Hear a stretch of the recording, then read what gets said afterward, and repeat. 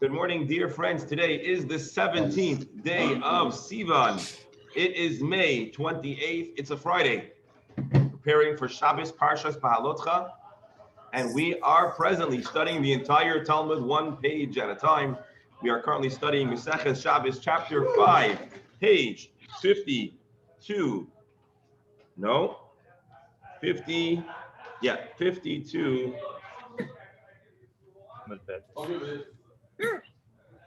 52b, and really we're on 53a. Today we're starting 53a, a brand new Mishnah, and today we're going to talk about, we're no longer talking about the gear that secures livestock on its face, which I guess is the primary way of securing, haltering, leading, the reins, the harness, the bit, chains.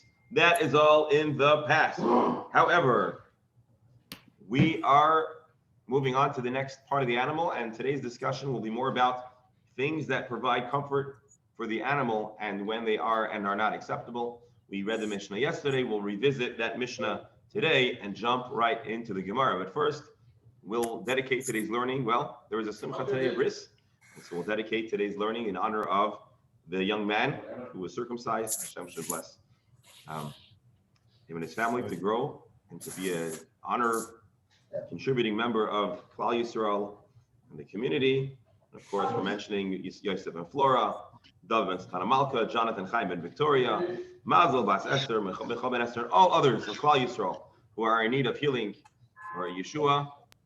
And I think that's the deal. Now let's get started. Any other dedications or names we need to mention before we get started? All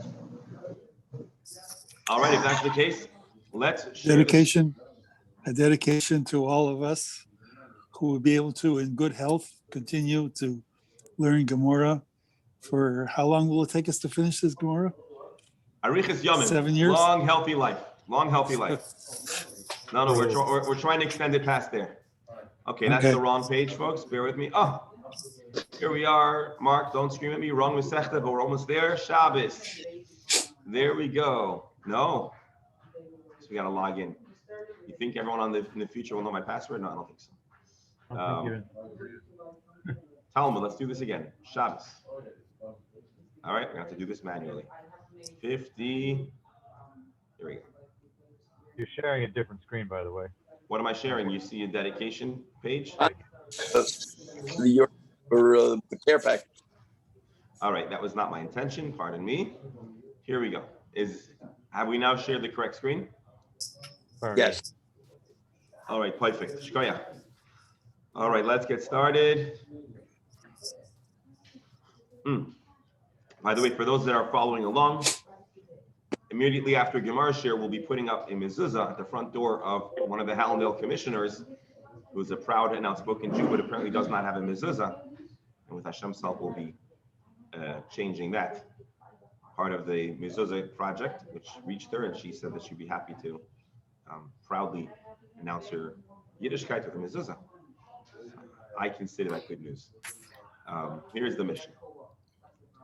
Chamor Yotza b'Merdas Bizman Shikshurabo. Again, we read this yesterday, and as you recall, like last Mishnah, a number of the definitions will be held off until the Gemara. A donkey may go out into the public domain on Shabbos with a saddle cloth, which Rabbi Steinsaltz immediately tells us protects the donkey from the cold as long as it is tied. Bizman Shikshurabo, so long as it is attached to the animal and it won't fall off. Zicharim, male or rams. Yotzim levuvin may go out in the state of levuvim. The Gemara will tell us what that means.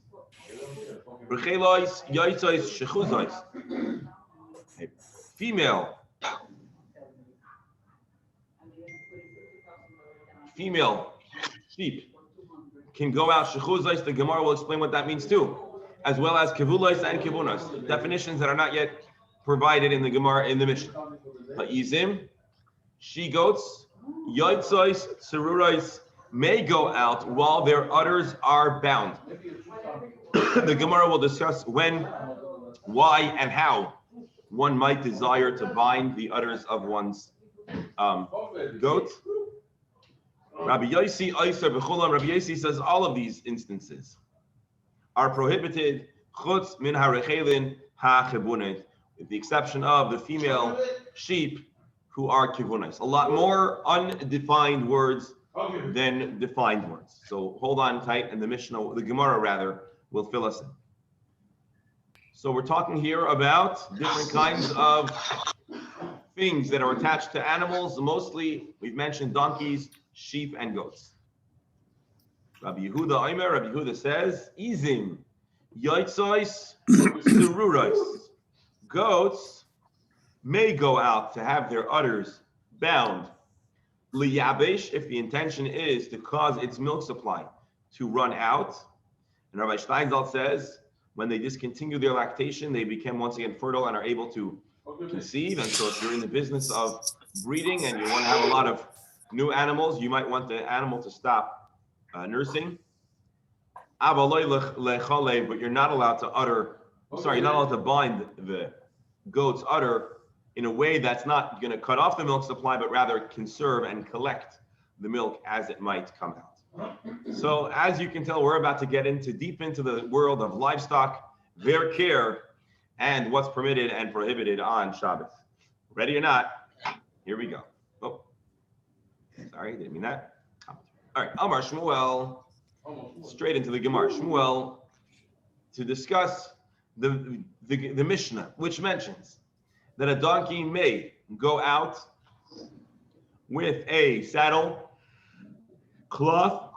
I imagine a saddle cloth means that the thing that goes in the back of the animal for you to ride is a cloth as opposed to some other kind of more elaborate mechanism. However, it may be the case, because again, I don't know much about donkeys. There may be a cloth which upon it goes the saddle. Anybody here know anything about donkeys? I know something about horses. Okay, tell me. We've been a That horse. Is there the a blanket is just to protect the animal because you have to strap the saddle on the horse. Oh, okay. So the blanket is just to be something in between. So our kohen is clarifying that typically a saddle cloth would be a piece of material that goes on the back of the animal to protect the animal. By the way, I can't imagine being an animal. Rabbi, Yes. usually not tied because the saddle, which is tied from underneath, is what secures it. Aha. So you're saying usually the cloth itself would be loose. Blanket. It's actually a blanket. Right, a blanket. All right, let's see. By the way, I probably should do this again, and I should collect a fee for advertisement. I've done it again. L'chaim Farms. We have a kosher Jewish farm in the area. I'm just looking for a picture of a donkey. I don't know if they have donkeys, actually. They have goats and horses. Let's see if we can get some horse pictures. The other day, the address appropriate. When I was able to be there, I did go to the farm nearby, and I wanted to see it. Okay. And with clothes, that there were one or two horses that were sort of grazing there. But before that, the day that you spoke about it, I called them. Okay. I wanted to find out about horseback riding, hours, price, and nobody ever called back. So if you're involved with the, I have no involvement. I don't know who they are. I haven't spoken to them. I was just intrigued by their website. But you know what? Now we'll have to give them a call and say, listen, if I'm advertising for you guys. right. Okay. Now I'm just looking, really, my goal here is just to find a picture or a video that will portray what we're talking about. Right. It happens 2 minutes from BMA campus, from my monitor. Really? Oh, so what, you just go a little east or what? Or it's on 40. In other words, you go on Sterling, you make a turn to towards Dania. Mm-hmm. Right between Sterling and Dania, on the right side, there's a street. You go down there, and that's how you get into the. Really interesting. Okay, I have no idea where they are. Someone sent on WhatsApp. So let's see if we can.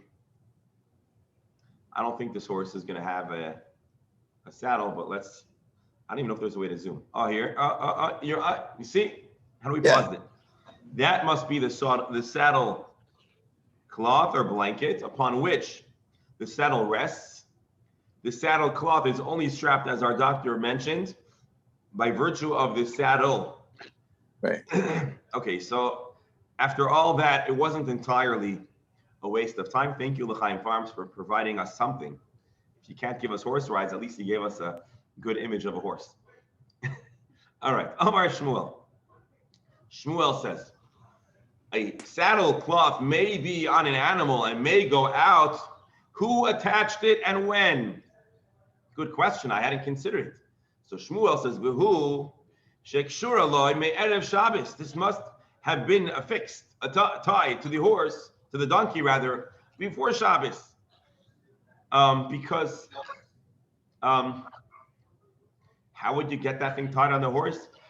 The animal on Shabbos. Rav Nachman added, Masnise nami daika. If you read our Mishnah again, you'll notice that the words are precise and give off such an impression. Not the present Mishnah, but a future Mishnah. Rashi tells us, L'kaman b'hai pirka, later on in this Mishnah. The Mishnah says, Eina chamor yotzei b'mardas bizman she'eina kshura loy. A donkey may not go out to the public domain on Shabbos with a saddle cloth. Bizman she'eina kshura loy. At a time when the saddle isn't tied to it. We're not done yet. This is the text. Again, let's read the text. The Gemara is going to provide analysis. I'm going to mute everyone just because there's some interesting crackling sounds coming in from, but please unmute yourself for any questions or comments. Our Mishnah says, Eina chamor yotzei b'mardas. A donkey may not go out with a saddle cloth on Shabbos. Bizman she'eina kshura, when it's not tied to it. So our Mishnah said you can have a mordas. The next Mishnah says you can't have a saddle cloth if it's not tied to it. Let's read the Gemara further. Please explain where, how would you have a scenario where it's not tied to it?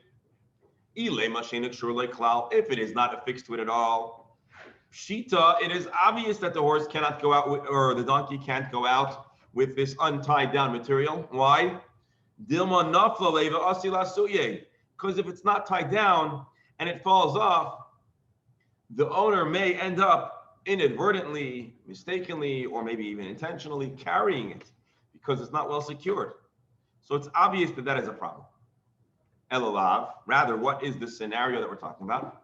That it's not tied down. She'eina kshura erev Shabbos. That it wasn't tied down from erev Shabbos. Michlal dereisha, from here we can infer to our Mishnah, shekshura loy me'erev Shabbos, shma mina. So again, I'm not entirely confident with this. I haven't fully absorbed the logic, but suffice it to say, the Gemara says as follows. We have our Mishnah. Our Mishnah says, chamor yotze b'mardas, bizman shehi kshura. And then a later Mishnah says that you can wear it if it's tied up. A later Mishnah says, Eina chamor yotze b'mardas, she'eina kshura, when it's not tied up. We can already infer from the first text that if it's not tied down, it can't go. So therefore, the Gemara infers that from the two texts, we actually must be talking about that it wasn't tied on Erev Shabbos. So even if it ends up being tied down on Shabbos, it would be unacceptable to go out, being that it wasn't tied down on the onset of Shabbos. That's how the Gemara understands it. And this is the teaching of Rav Nachman, who reads the idea that Shmuel says into the text to some extent. Again, to not be tied down at all is a given, it's a problem. What's the Mishnah coming to tell us? That it wasn't tied down in the right time. That's how Rav Nachman understands it. Now, in case you think we're crazy and we're making things up, Tanya Nami Hafi, there is a Braita, a text, which developed in the same time from the same place as the Mishnaic text, and it's going to add in those details explicitly. So the Mishnah has it all just biramiza, with a remez, with a hint. And here we have a text that makes this case explicitly in a brisa. Tanya nami hachi. Indeed, we were taught in a brisa. Chamor yotze b'mardas. A donkey may walk around outside on Shabbos with a saddle cloth. Bizman shekshura le'erev Shabbos. The brisa explicitly says, so long as the saddle cloth was tied down before Shabbos. The brisa continues. V'lo be'ukaf, a donkey may not walk around with an ukaf. What is an ukaf? A saddle. Rashi. Oh no, hold on. So, for example, this video that we just saw, and we'll see it again, at least a little bit of it. Again, I'm going to assume if this is an Orthodox Shabbos observant farm, this is obviously not taking place on Shabbos. But in the picture, you can see that the saddle is tied down. The saddle itself contributes nothing to the well-being and the comfort of the horse, says Rashi, and therefore, a saddle, even if it is satisfactorily tied down, one cannot have their animals go around with the saddle again. V'lo be'ukaf, a donkey may not go around with the saddle. Apal pisha kasher le'me'erev Shabbos, even if it was attached prior to Shabbos. This is the first opinion in the Brisa, which affirms that the saddle cloth must be attached and tied down prior to Shabbos. Rabban Shimon ben Gamliel Omer.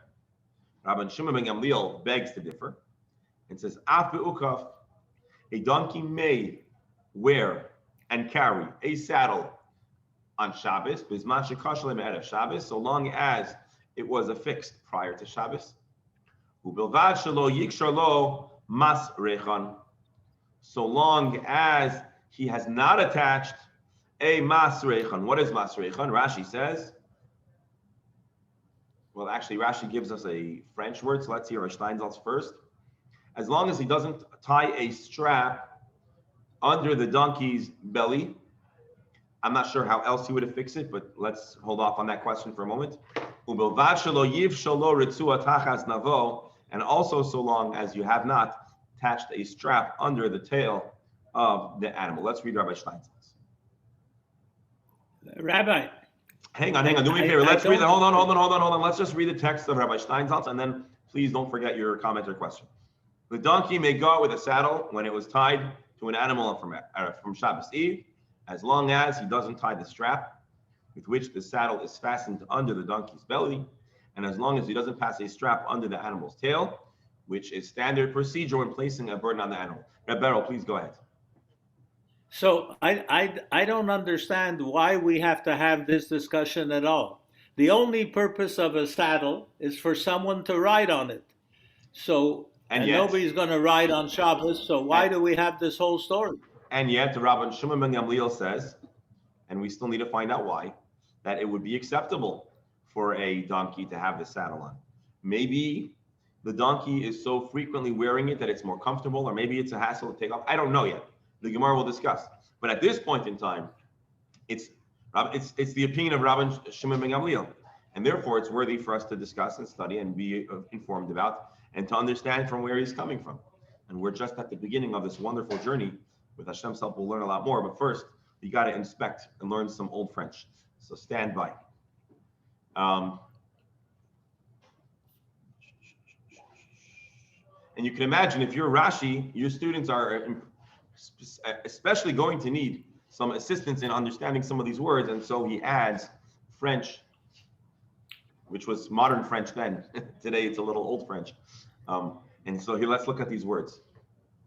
Rabbi, just yes, to piggyback on Bernie's comment, which I was the same thing. But even before the saddle, even the blanket, an animal is not more comfortable with a blanket than without a blanket.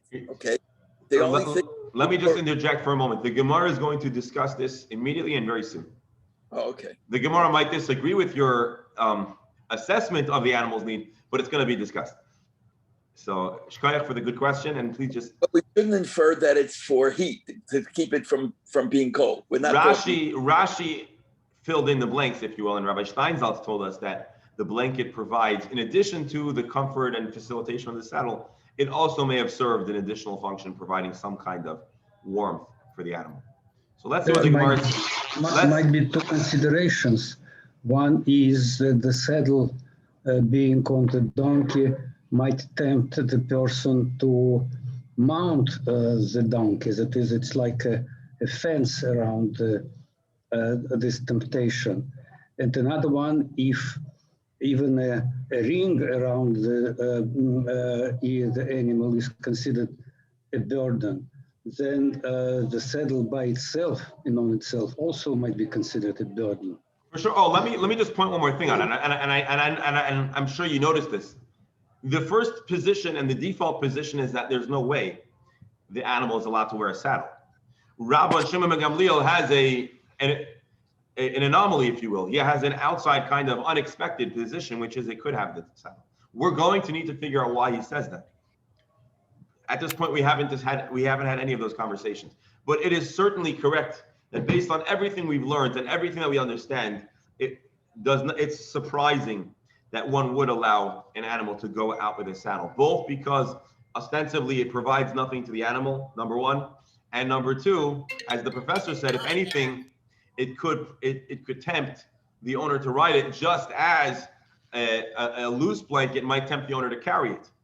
And so if we're worried about the owner being tempted to inadvertently or quasi-consciously or semi-consciously making a decision that's not Shabbos, so we certainly need to understand why Rabban Shimon ben Gamliel would say what he did. And it's true that the majority or the initial assumption is that it certainly is not okay. Now, just briefly to get some more definitions. So we said that Rabbi Shimon ben Gamliel says you can have a saddle, but you can't have a masrechan, which Rabbi Steinzal says is the strap that fastens under the belly. Rashi says putral. This might be important. When you place on this kind of strap, the appearance is that you intend to place a burden on it, which now I'm compelled to mention one more thing, which may be my fault if there's a confusion. We're not talking about a horse here. We're talking about a donkey. I showed you a picture of a horse because I was just curious to see what a blanket looks like.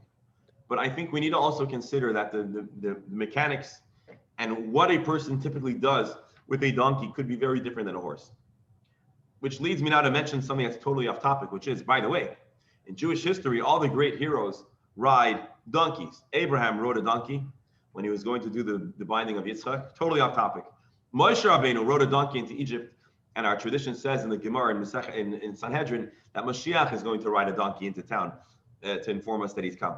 So there's something special about donkeys, but although all those three individuals rode on donkeys, I believe the prevalent use of a donkey was actually more to carry stuff than to carry passengers. And Rashi makes that case clearly when he says these straps make it look like Sheroisa Latinoi Masoi. You want to place a package on it. Now, what is a putral? So Rashi gave us a word for it. And here, Rabbi, I don't know who this is, Oitzelazi Rashi says this would mean a breast harness, something, I guess, that would help the animal secure and hold its package, meaning what it's carrying. And then the next word was a pushla or pasla, whatever you say, it is a tail harness. That's the thing that Rabbi Steinzal says runs under the tail of the donkey. So all we have right now, we've done no analysis. We've simply quoted a Braita. The whole Braita was quoted for one specific point, to show us that a donkey must have its blanket tied down before Shabbos. But then we were exposed to Rabbi Gamliel, Rabbi Shimon Gamliel, and that certainly is going to need some analysis, some discussion. So, without further ado, let's continue our journey through the Talmud. Rabbi, Yes. early in Abraham's age and early in Moshe's age, when they rode the donkeys, they didn't have the laws of Shabbos. Oh, that is true. I was just throwing that in entirely off subject. I was just using that to before I said that we don't use donkeys for riding. I just threw in that actually three famous Jewish heroes did or will ride a donkey. But Okay. you are correct that they may have not had the law. They may or may not have had the laws of Shabbos. They also weren't doing it on Shabbos. Right? I just brought that in because it came to mind that it was connected to donkey riding. Rabbi, Yes, sir, Beryl.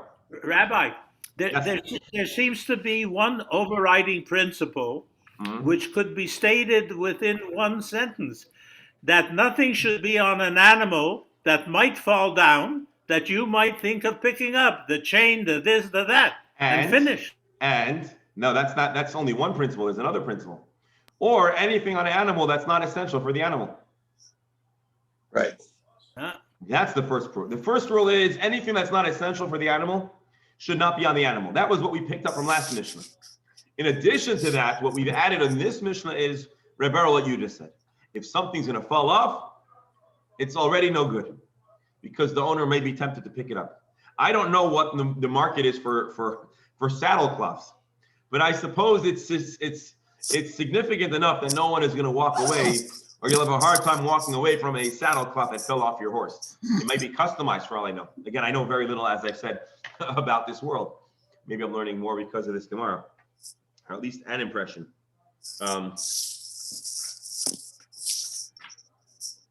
Hold on.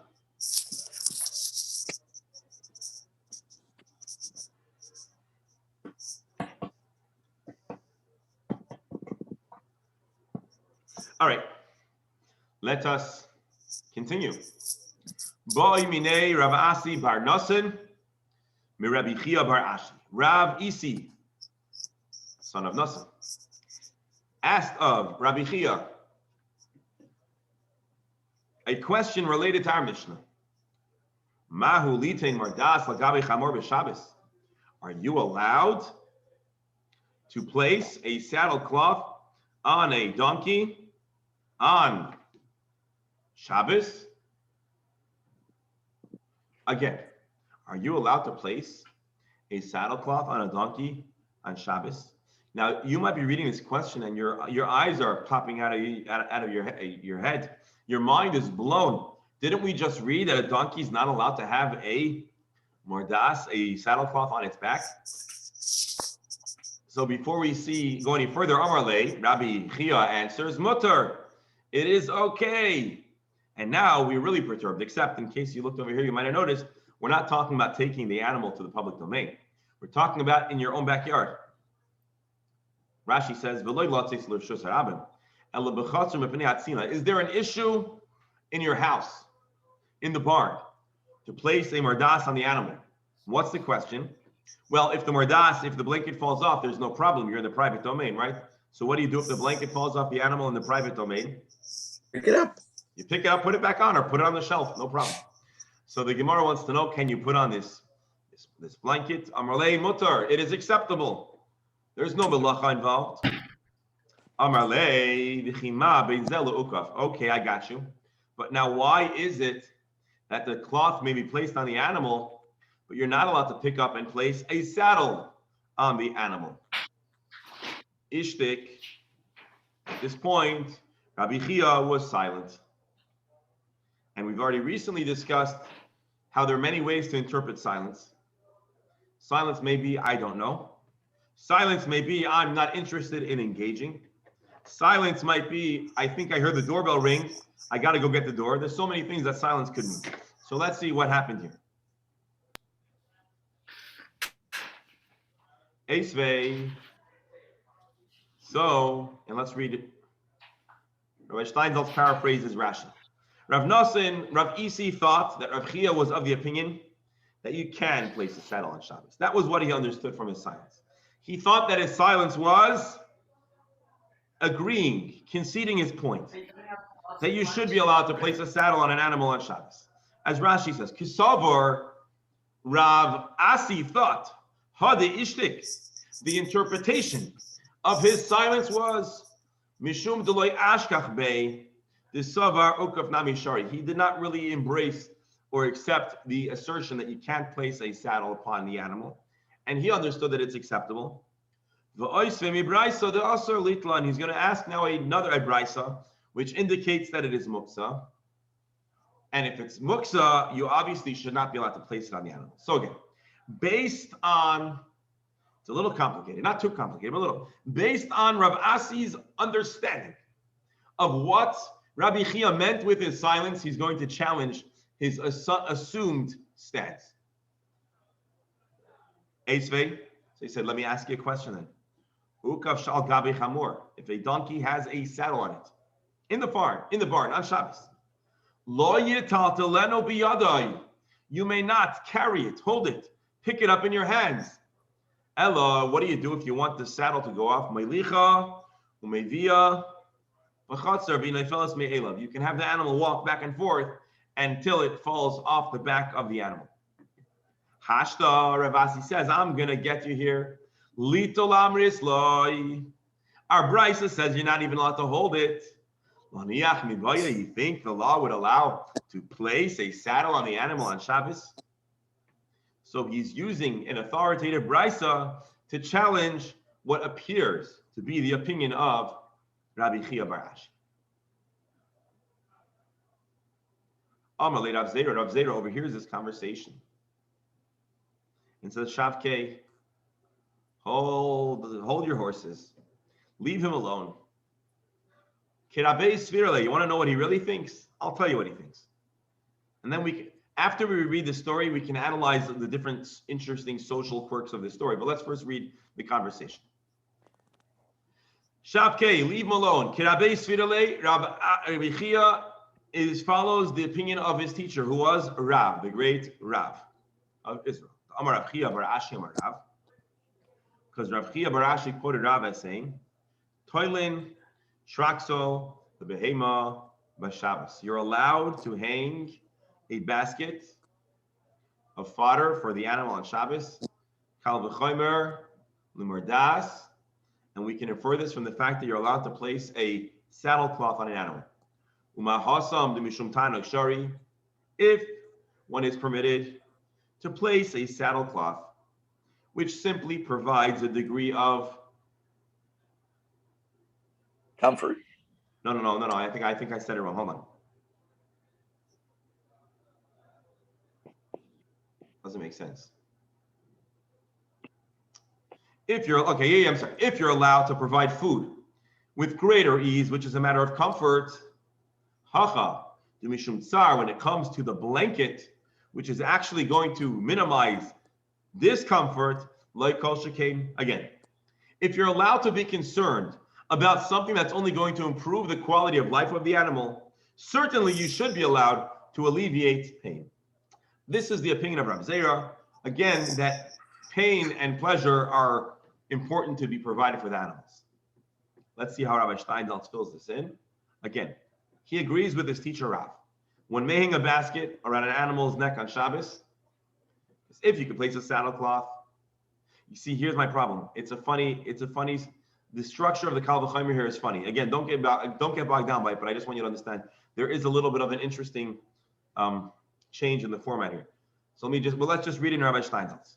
If placing a basket of fodder to eat without bending down is for the animal's pleasure, you're allowed to do it.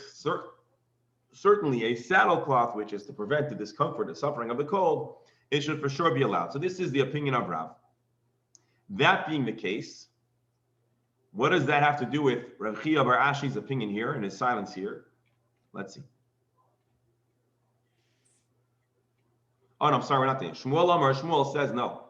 Or das mutter, you're allowed to place the blanket, but traskol asr, but you're not allowed to place the fodder. Also, Rav Chia bar Yosef. Amrus l'shemaita de Rav kamed de Shmuel. And he said, you know what Rav said? Rav said that if you're allowed to provide fodder, you can for sure provide the blanket. If Rav said that sounds like such a statement in his name presents as if he is ignorant of the laws of Shabbos. Hold off on any comments. Let's continue reading to the end, and then there's a lot of stuff to discuss. Rabbi, I see it. Roberto, I just requested. Let's hold off till we finish the story, and then we'll. Oh, sorry. Okay. No, because there's a lot of interesting dynamics here. I just want to see the end of the story, and then we can discuss it all. The minute they say pshita, we know we're in trouble. Yeah, you're saying it's never. There's nothing as complicated as a simple. Kisolik Rav Zera. Rav Zera went up to Eretz Yisrael.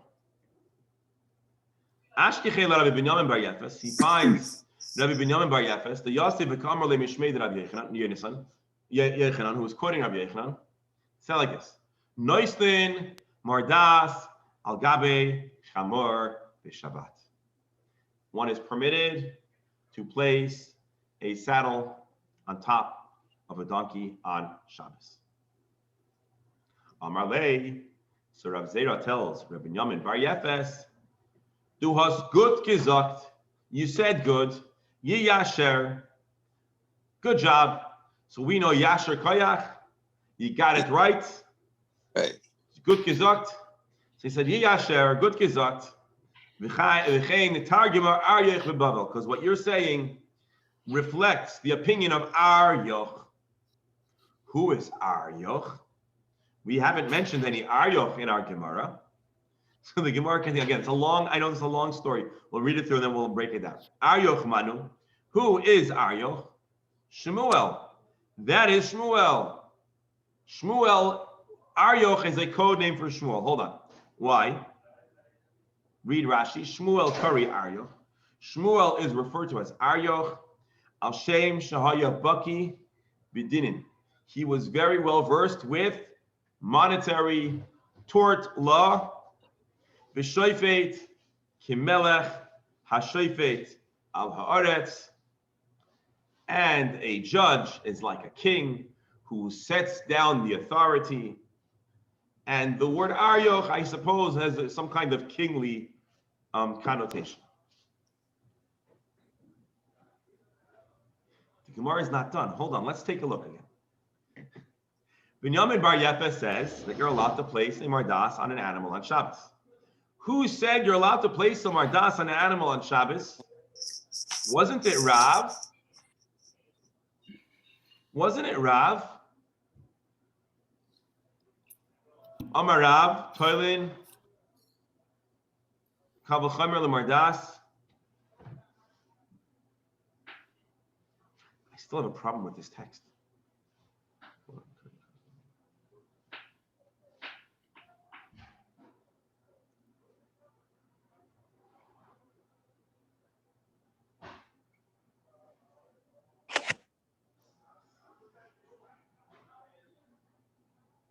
Anyways, Rav is the one who says that you're allowed to place a mordas on an animal.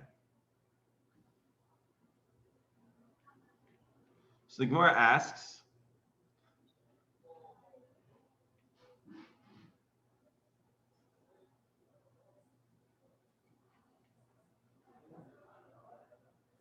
Aryoch Manu, who is Aryoch? Shmuel, it's Shmuel. So the Gemara asks, Rav Nami Amra. Rav also agrees that you're allowed to place a saddle cloth on an animal. So why are we giving all the credit to Shmuel, to Aryoch? Why are we taking sides over here and not giving credit to Rav? Why don't you say, you said good because everybody agrees. Elo Shamei Dahaba Messiah, he heard Binyamin Ben Yefes add, you're allowed to cover an animal with a blanket. V'ein toilin traskel b'Shabbos. However, you're not allowed to hang a basket on Shabbos. And if that's what he heard, Omar Leh, he said, Yasher, you got it right. You're saying exactly what Shmuel says. V'chein targima Aryoch b'Bavel. That is indeed what Aryoch said in Bavel.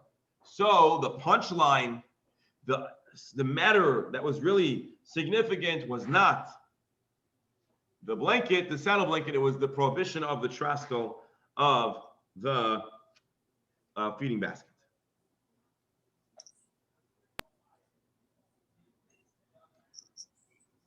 So the Gemara is not done yet.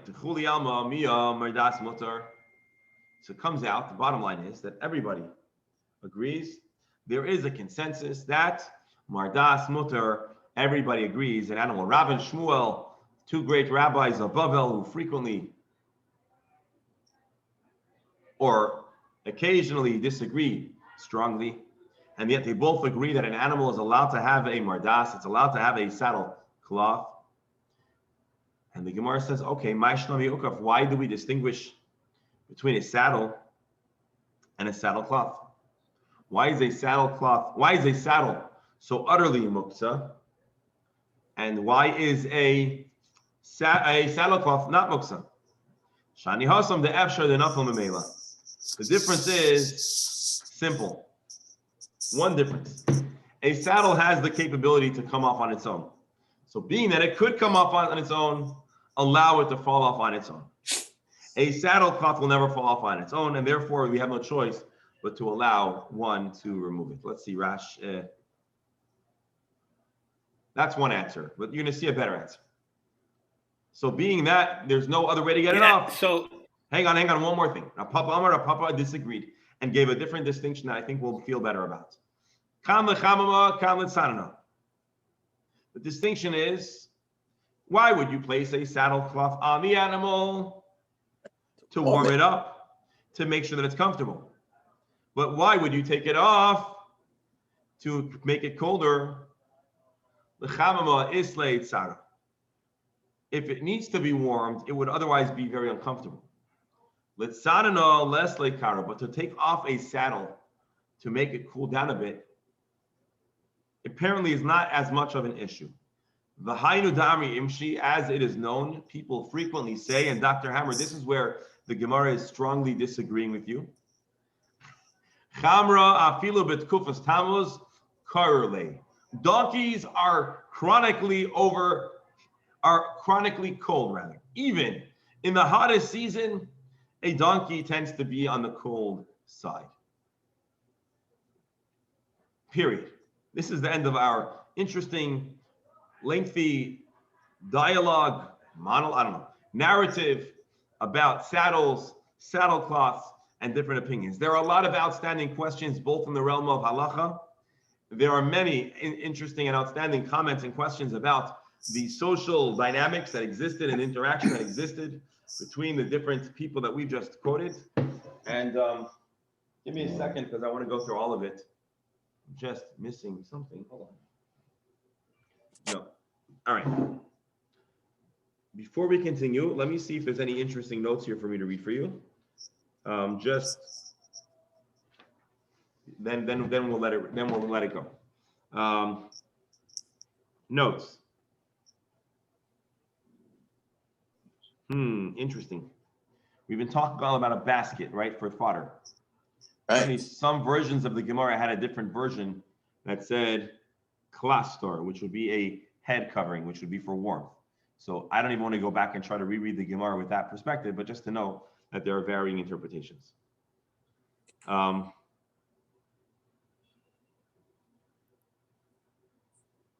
Rabbi, why did you have a problem with the Kal V'chomer about feeding and then going to... I'll explain to you. I don't want to confuse everyone, but I'll explain to you what bothered me. It wasn't the Kal V'chomer itself. But if you read the text, he starts with the assertion that you're allowed to give a basket of food. That is the Chomer. That's more of a stretch. It's a bigger chiddush to allow one to place feed. But somehow it says Kal V'chomer lemardas. He seems to start with the point that you're allowed to provide feed. And then he says, of course, his Kal V'chomer says, I don't know about a mardas, but I know about a trasko. I know that you could put feed. I don't know about the blanket. But the way I understand it, the starting point should be the more obvious one. He should know. In other words, he starts with the assumption that it's okay. But and then he uses a Kal V'chomer to permit a mardas. But my sense is that we already knew about the mardas. So again, it's not, the Kal V'chomer itself works. I'm just not sure what data he had to start with and what he brought into the picture. That's what confused me. I understand now. Okay. Yes. Oh, okay. Let's now open up the floor. I know I silenced everyone for a long stretch of the Gemara. So let's go back and go ahead, Reb Beryl, please. Okay. So Rabbi, we have the problem that we're dealing with what we know, and we don't know the situation there. But it seems to me that the Talmud takes the trouble to call this the blanket, the saddle blanket, whatever. The only purpose for that is for the saddle not to move. Now, everybody that owns an animal has a blanket for warmth. It covers the whole animal. This thing to keep the animal warm just in one part of his body. So from a modern perspective, it's hard to understand because that thing is just for the saddle not to move. Can I reframe your question? Reb Beryl's asking, it sounds from the Gemara that the thing that was for warmth and for the saddle was a single blanket. However, in the modern world, you have two blankets. You have something that's to place the saddle, which is mostly so that it doesn't cut into the animal's flesh and create discomfort. And there's an additional blanket that is provided to the animal for warmth.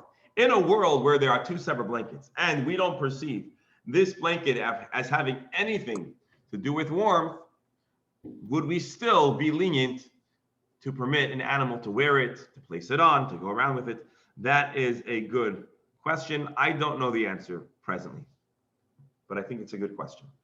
In other words, if we could be certain that it had nothing to do with warmth, would we take back the license?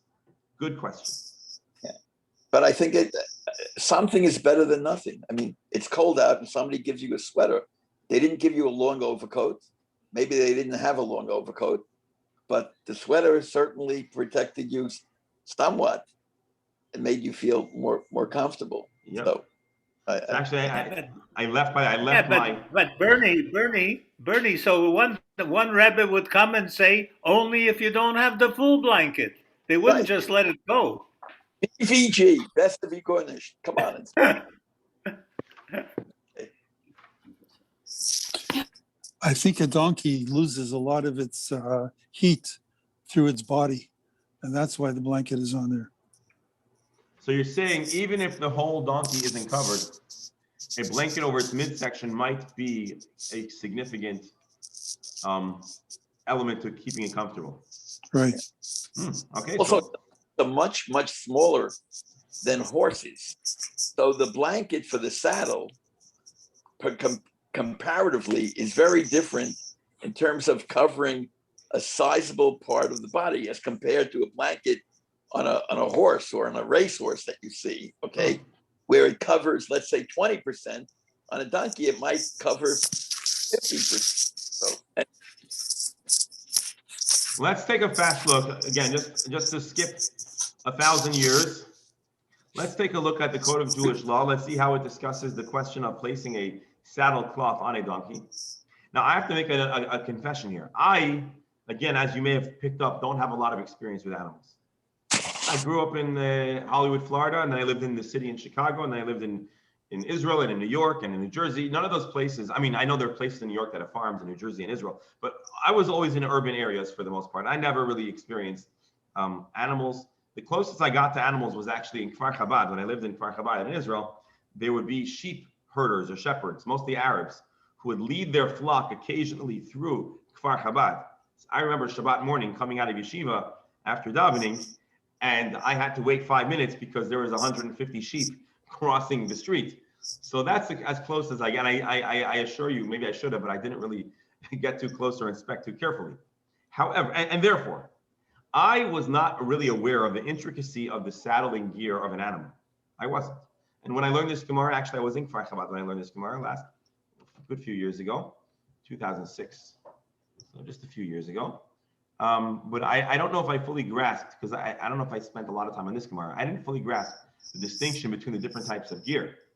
The mordas being a blanket and the ukaf being a saddle. So I didn't realize how utterly separate they might have been. So let's take a look at the Code of Jewish Law. Mutar litan mardas ala chamor. One is permitted to place this blanket on a donkey, mipnei hatzina, if the concern is the cold, ubilvad shelo yiksherenu bo, so long as you aren't tying it. What's wrong with tying it? Again, we're not talking about going into a public domain here. We're talking about in a private domain. Mipnei shekishot kosher. When you tie it down, tzarich likarev elav, you need to really get close to the animal and maybe lean on it or hop up on it. V'nimsa mishtamish b'balei chayim. And so it comes to be that you're actually using this animal. Aval ala sus. There's a big distinction between a horse and a donkey. And again, the Gemara is going to elaborate on this. I'm just going to the Code of Jewish Law so we get a little sense of perspective of where this all comes down in the bottom line. Aval sus, even the less letzar, a horse does not have the same degree of cold issues. Also, litan al bardas klal. One oughtn't to place this blanket on the horse. Ula hasim ardas. What about removing this blanket for Shabbos? It is not permitted on a horse or a donkey. Kivan the less letzar.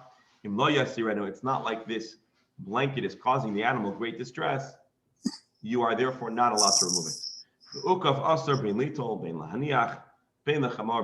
The ultimate bottom line, halachically, in the Shulchan Aruch is that a saddle may not be touched, placed on any kind of animal, which indicates that we don't follow the psak of Rabbi Shimon ben Gamliel, but that's for another time.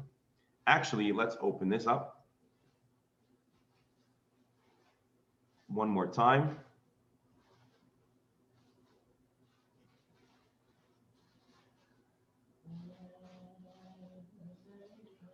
Okay, this Gemara is not Gemara. This Shulchan Aruch is a little bit controversial in the sense that it takes some strong positions that are not entirely certain at our stage in the analysis of the Gemara.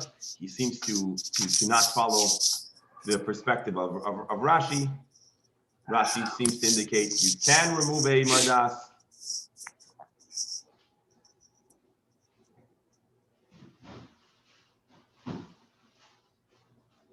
Anyways.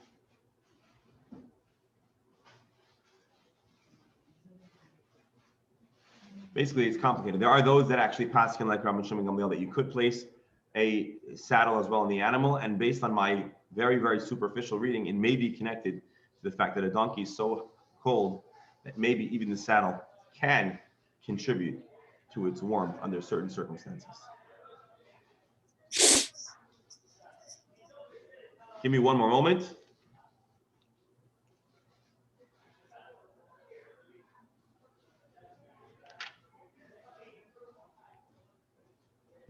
Let me read for you the Baal Tanya, who makes a nice recap over here. A donkey, it is typical for a donkey to wear a blanket even when it is not going to be carrying a burden. And that's the bottom line. Although we understood throughout this Gemara that the blanket is there to facilitate carrying, it is fairly clear from the perspective of the Gemara and Halach, and the Baal Tanya makes a very nice summary here, being that the blanket is not at all exclusively associated with a burden. Even when there is no burden, the donkey still would warrant a blanket, and this may be very different than horses. Therefore, those of us that are familiar with horses who are confused because the facts that we know about horse care don't seem to be reflected in this Gemara, but it's clear in the halacha there's a strong distinction. Donkeys tend to run cold, even in the summer, and therefore you're allowed to place this blanket to warm it. However, you can't tie it on Shabbos because the tying is indicative of a use that's connected to carrying. Now, if it was already tied before Shabbos, the code of Jewish law, the Shulchan Aruch Harav says, you're allowed to let the animal go out on Shabbos because ultimately this is a garment for the animal. It's there for its comfort. But if it's not tied down, don't go out for a different reason, as we just read, it might fall off. But obviously, you cannot tie it down on the animal on Shabbos because you'll end up leaning on it, and that would be problematic. A donkey should never go out with its saddle because the saddle doesn't warm it, and it's exclusively for carrying a burden, and therefore it's not acceptable. Is tying a knot not a problem on Shabbos? Tying a knot could also be an issue, but maybe not, because what if it's like a belt? It's like we use the word tying, but I'm sure even if there was a workaround for the issue of actual tying, there are other issues, like leaning on the animal. And then the Baal Tanya quotes, and again, we're getting ahead of ourselves because the Gemara is yet going to discuss these things. He says that you're allowed to place the blanket on a donkey in a courtyard for the cold, but don't let it go out if it's untied. Horses, no placing of a blanket on Shabbos, even in a courtyard, because then with a horse, it's more connected to carrying a rider. We have to do a field trip to the ranch with the donkeys present. I'm telling you, we need to. Now, he says, what happens if it's an incredibly cold period of time? And the horses are explicitly cold, or there are a lot of bothersome flies. Then, all of a sudden, the horse can be cared for, because then it's clear that it is for the horse's comfort.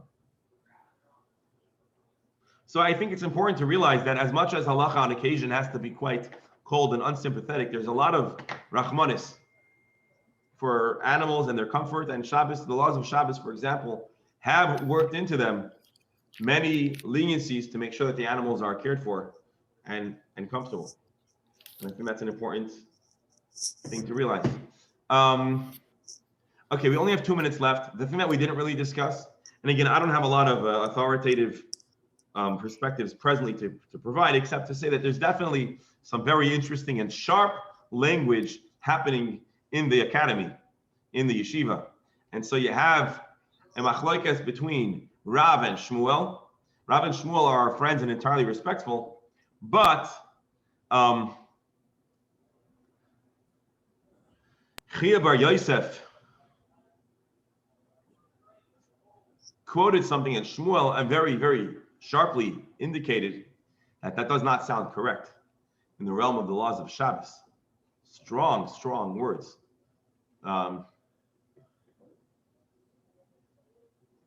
What to do with those words, I don't know.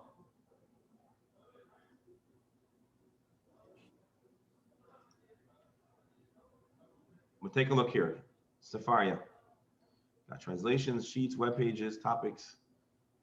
Let's see if anyone made a sheet on this. No. All right.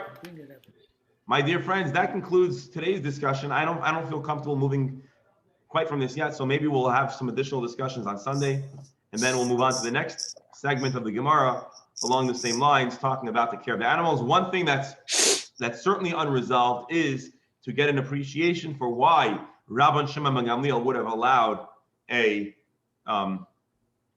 saddle to be placed on the animal. So we're going to have to revisit that on Sunday. Thank you all for joining. Have a wonderful, healthy, uplifting Shabbos. And everybody do nothing with your donkeys until we know next week what we're allowed to do. Well, you can put a blanket on your donkeys, but be very careful. Don't tie it on Shabbos. And Shabbos, thank you. Reb Beryl, if you're going to bring your donkey to shul, clear it with the rabbi before Shabbos. Or as the saying goes, Question, see Bertie, what? the cover question your is, own. are you allowed to put a mask on the donkey on Shabbos?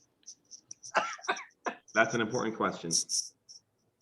All right, everyone, have a great Shabbos. Thank you all. Right. Take care.